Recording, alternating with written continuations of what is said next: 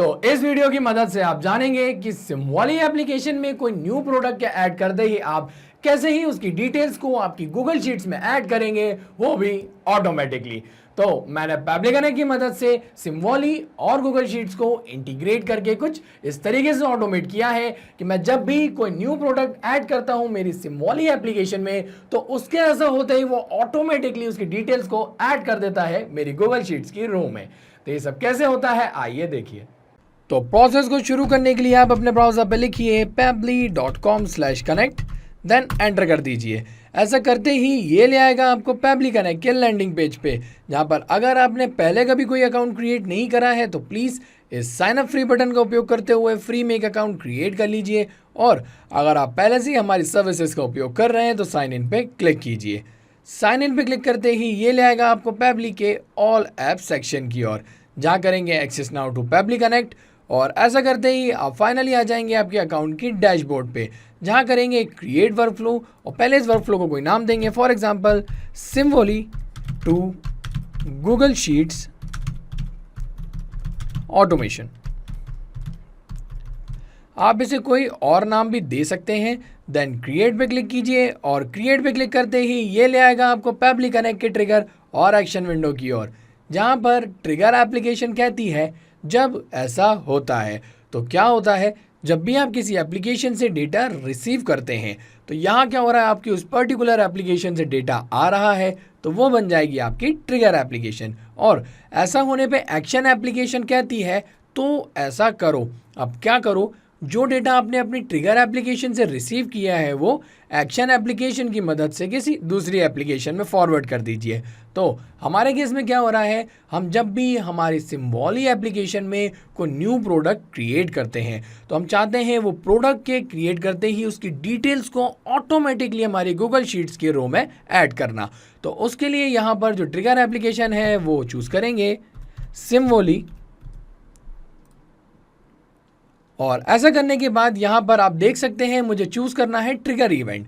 तो आप सोच रहे होंगे कि ये ट्रिगर इवेंट क्या है।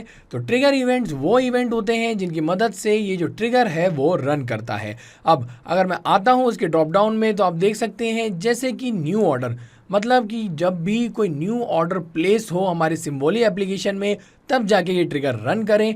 वैसे ही न्यू प्रोडक्ट, कि जब कोई न्यू प्रोडक्ट क्रिएट हो हमारी एप्लीकेशन के अंदर तब ये ट्रिगर रन करे, या फिर जैसे कोई न्यू प्रोडक्ट अपडेट हो। वैसे ही आप देख सकते हैं और भी बहुत सारे ट्रिगर इवेंट्स हैं। तो ये इन्हीं इवेंट्स के बेसिस पे कि हम जो भी इवेंट यहाँ से चूज़ करते हैं उस बेसिस पे ये जो ट्रिगर है वो वर्क करना शुरू कर दे। तो अभी हमारी कंडीशन में हम क्या चाह रहे हैं कि जब भी कोई न्यू प्रोडक्ट क्रिएट हो हमारी एप्लीकेशन में, तो इसलिए न्यू प्रोडक्ट के साथ में जाऊँगा।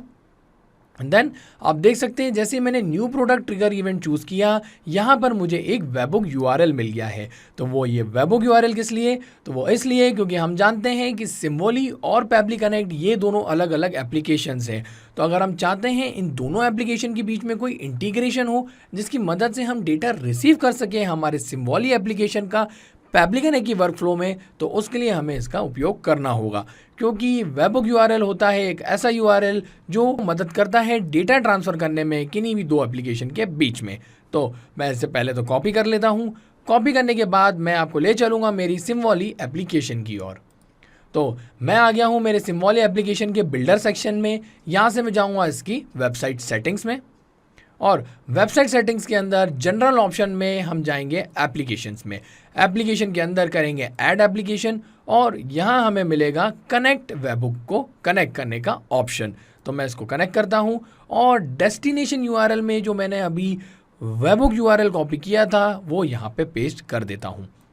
पेस्ट करने के बाद आप यहाँ भी वो इवेंट्स देख सकते हैं जैसे कि new order, order updated, new product, product updated. ये उन्हीं टाइप के इवेंट्स हैं जो हमें हमारे ट्रिगर इवेंट्स में दिखे थे।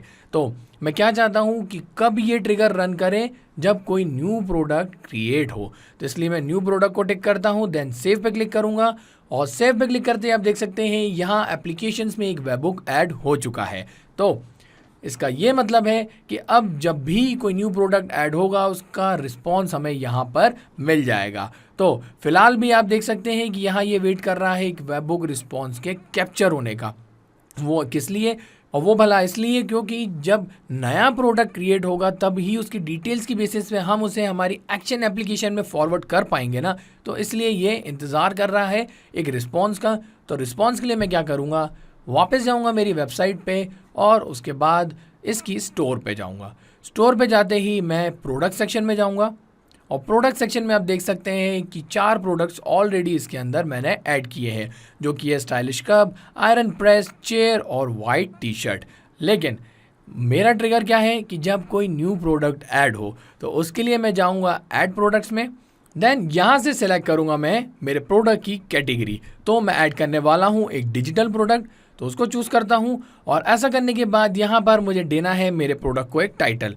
तो मैं इसको नाम दे देता हूँ ईयरपॉड्स और उसके बाद यहाँ डिस्क्रिप्शन मिलता है। तो डिस्क्रिप्शन में इसी डिस्क्रिप्शन के साथ चला जाऊँगा। रीज़न मैं यहाँ पर आपको एक ऐसा ही प्रोडक्ट क्रिएट करके बता रहा हूँ और फिर इसकी प्राइस की बात आती है। तो मैं इसको देता हूँ $80 और ऑन सेल रखूँगा। ऑन सेल से यहाँ से मुझे एक सेलिंग प्राइस यहाँ डालना पड़ेगा जो कि होगा मेरे ओरिजिनल प्राइस से कम। तो मैं इसको कर देता हूँ $70।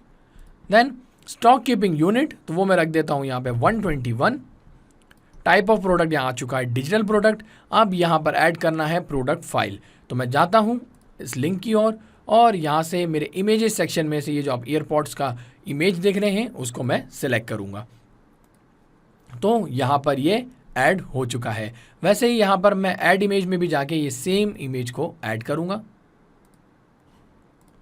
तो आप देख सकते हैं कि यहाँ पर जो भी डिटेल्स ऑलमोस्ट चाहिए थी वो सब मैंने यहाँ पर ऐड कर दी हैं। ऐसा करने के बाद मैं जैसे ही इसको सेव करूँगा इस प्रोडक्ट को, तो आप देखेंगे कि मैंने यहाँ पर वेबहुक यूआरएल ऐड किया है मेरे अकाउंट में, तो उसका रिस्पॉन्स यहाँ पर आ जाएगा उस प्रोडक्ट का। तो आता हूँ वापस और सेव करता हूँ प्रोडक्ट। तो यहाँ ये दिखा रहा है अपडेटेड। पीछे जाके चेक कर लेता हूँ मैं प्रोडक्ट्स में ये प्रोडक्ट ऐड हुआ है। हाँ, अभी ये प्रोडक्ट ऐड हुआ है जिसमें उसका जो प्राइस है वो यहाँ आ चुका है, SKU भी इसकी आ गई है।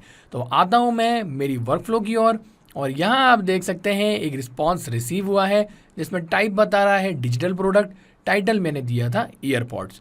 और आगे बढ़ते हुए मैं आपको बाकी डिटेल्स बताऊँ तो इसका प्राइस जो मतलब मुझे सेलिंग प्राइस है वो मिल गया है और उसका रेगुलर प्राइस, साथ ही साथ इसकी SKU वैल्यू भी मिल गई है। अब डिटेल्स तो यहाँ पर आ चुकी है, लेकिन मैं इस डिटेल्स की बेसिस पे क्या चाहता हूँ, इसे ऐड करना मेरे गूगल शीट के रो में। तो उसके लिए मैं यहाँ पर जाऊँगा एप्लीकेशन की ओर और यहाँ से चूज़ कर लूँगा गूगल शीट्स को और ऐसा करते ही यहाँ पर भी मुझे कुछ एक्शन इवेंट मिलेंगे। तो यहाँ पर मैं चूज़ करूँगा ऐड न्यू रो को। ऐड न्यू रो क्यों? क्योंकि मैंने जो स्प्रेडशीट क्रिएट करी है उसके रो में मुझे ये डेटा ऐड करना है। क्योंकि हम जो गूगल शीट में स्प्रेडशीट क्रिएट करते हैं आप देखते हैं सारा डेटा जो होता है वो रोज़ के अंदर आता है। तो इसलिए मैंने एक्शन इवेंट चूज़ किया है ऐड न्यू रो। ऐसा करने के बाद मैं कनेक्ट पर क्लिक करूँगा, add new connection, connect with Google sheets. फिर सिलेक्ट कर लूँगा मेरा वो अकाउंट जिसमें मैंने ये स्प्रेडशीट क्रिएट की है। तो आप भी ऐसा कर लीजिएगा। ऐसा करने के बाद सिंपली कंटिन्यू पे क्लिक कीजिए और कंटिन्यू पे क्लिक करते ही विद इन सेकेंड्स आपका जो ऑथोराइजेशन है वो सक्सेसफुल हो जाएगा। ऐसा होता ही आप देख सकते हैं ये मुझे कह रहा है सिलेक्ट करने को स्प्रेडशीट। तो मैं आपको बता दूं कि मैंने मेरी गूगल शीट एप्लीकेशन में बहुत सारी स्प्रेडशीट्स क्रिएट की है और उसमें से एक स्प्रेडशीट मैंने क्रिएट की है विद द नेम सिमवॉली प्रोडक्ट डिटेल्स और वो स्प्रेडशीट ये रही। और उसके अंदर मैंने जो कॉलम सेट किए हैं वो किए हैं प्रोडक्ट आईडी के, product name, sale price, regular price और SKU। तो आपको भी जिस हिसाब से डिटेल्स ऐड करनी है उस हिसाब से आप आपके कॉलम्स क्रिएट कर लीजिएगा आपके स्प्रेडशीट में और देन मैं आपको बताऊंगा कि उसकी रोज़ में डेटा कैसे ऐड होगा। और एक और बात बता दूं कि इसके अंदर एक सिंगल शीट ही है विद द नेम शीट 1। एक से ज़्यादा शीट होती और अगर मुझे उसमें वो डेटा ऐड करना होता तो वो मैं कर सकता हूँ यहाँ से। पहले बता देता हूँ मैं सिलेक्ट करके आपको मेरी स्प्रेडशीट। तो इसने ऑटोमेटिकली मेरी पहली ही जो शीट है वो फैच कर ली है और मुझे इसी में डेटा ऐड करना है। और उसके बाद यहाँ पर बात आ रही है सिलेक्ट करने को शीट। तो आप देख सकते हैं ड्रॉप डाउन में एक सिंगल शीट है। रीज़न मैंने आपको बताया कि उसके अंदर मैंने एक ही शीट क्रिएट की हुई है।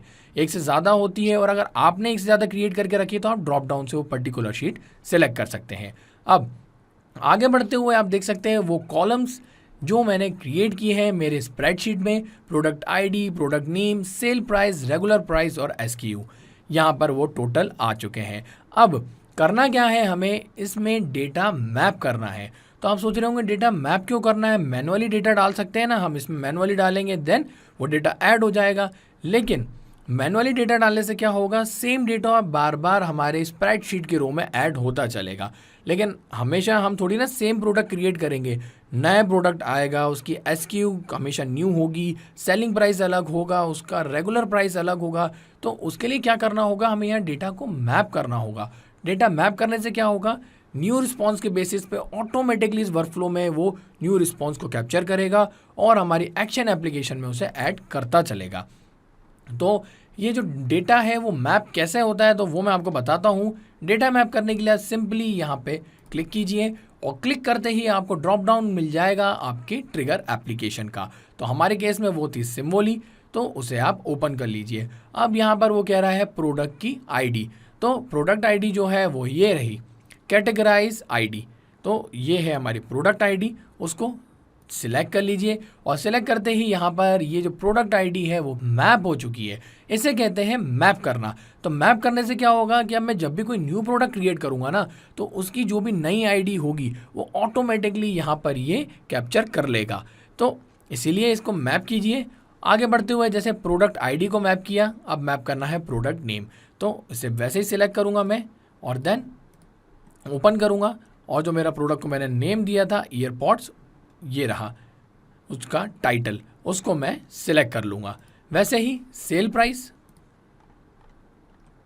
जो थी $70 और उसका रेगुलर प्राइस वो है $80।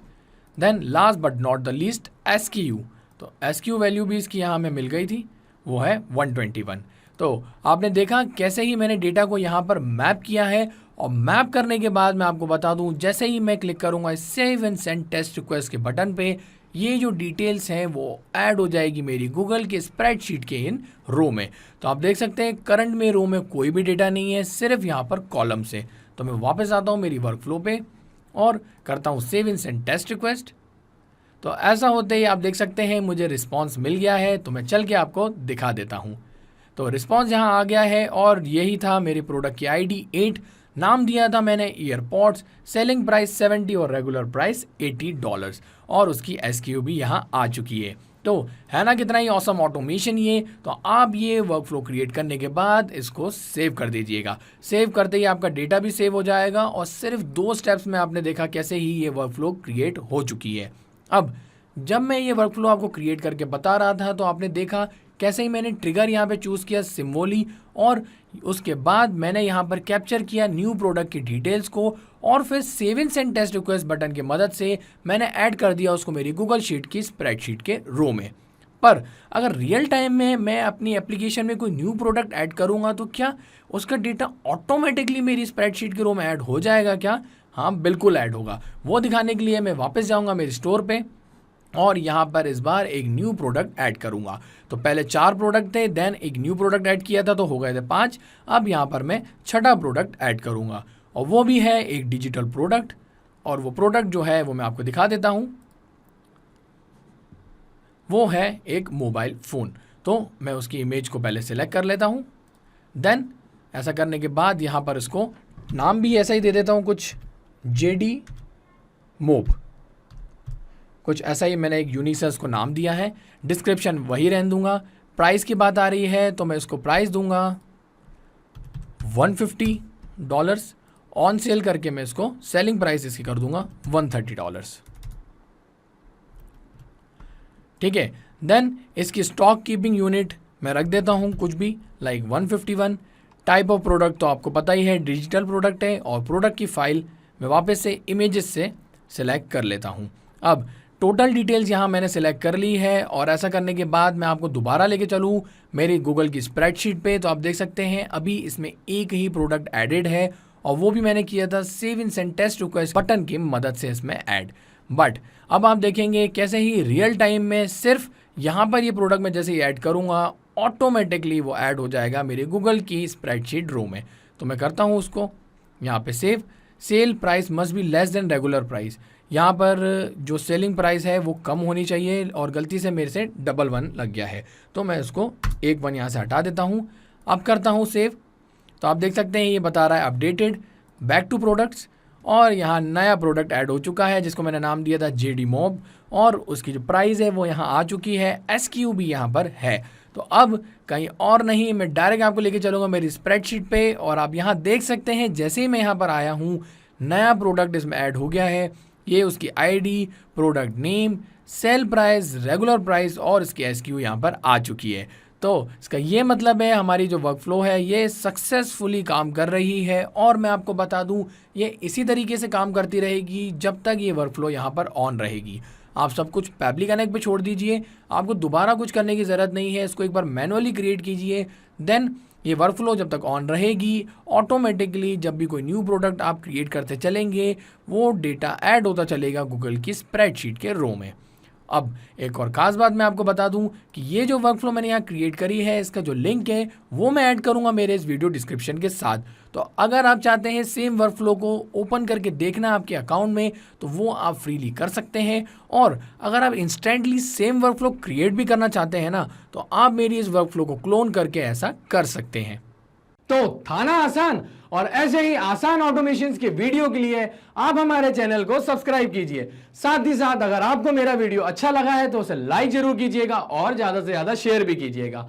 और अगर आपके मन में कोई सवाल तो वो हमें बता दीजिए forum.pabbly.com पे और एक बार हमारी प्राइसिंग लिंक भी जरूर देखिएगा। इस वीडियो को देखने के लिए आपका बहुत बहुत धन्यवाद।